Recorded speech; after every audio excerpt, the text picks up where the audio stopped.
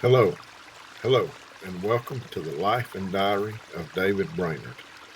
This is the Preface, day number 7. I'm Brother Donnie. I'd like to thank you for joining me. We should have about 3 more days in the Preface, and then we will be able to get to the diary. What has now been mentioned of Mr. Brainerd is so far from being a just ground of prejudice against what is related in the following account of his life, that if duly considered it will render the history the more serviceable.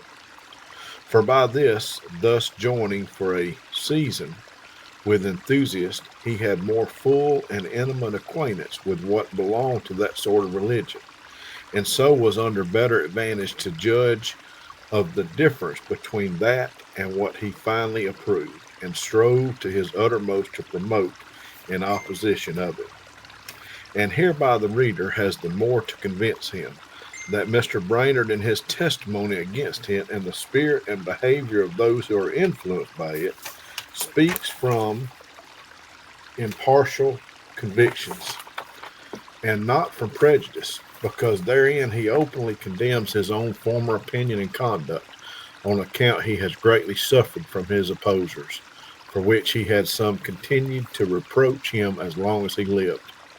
Another imperfection in Mr. Brainerd, which may be observed in the following account of his life, was his being excessive in his labors, not taking due care to proportion his fatigue to his strength.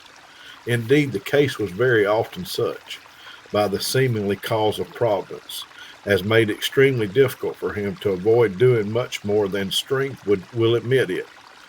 Yea, his circumstances in the business of his mission among the Indians were such that great fatigue and hardships were altogether inevitable.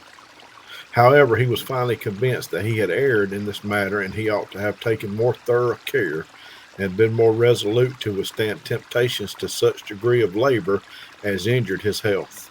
Accordingly, he warned his brothers, who succeeds him in his mission, to be careful to avoid this error. Besides the imperfection always mentioned, it is readily allowed that there were some imperfections which ran throughout his whole life, and were mixed with all his religious affection and exercises, some mixture of what was natural with that which was spiritual, as it evermore is in the best saints in this world. Doubtless, natural temper had some influence in the religious exercise and experience of Mr. Brainerd, as there most apparently was in the exercises of devout David, the Apostle Peter, John, and Paul.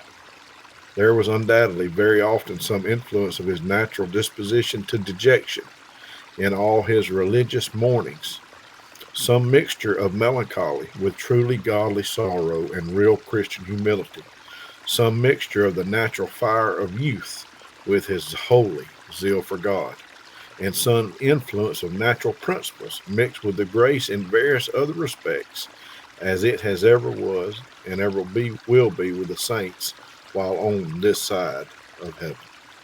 I trust you have a great day.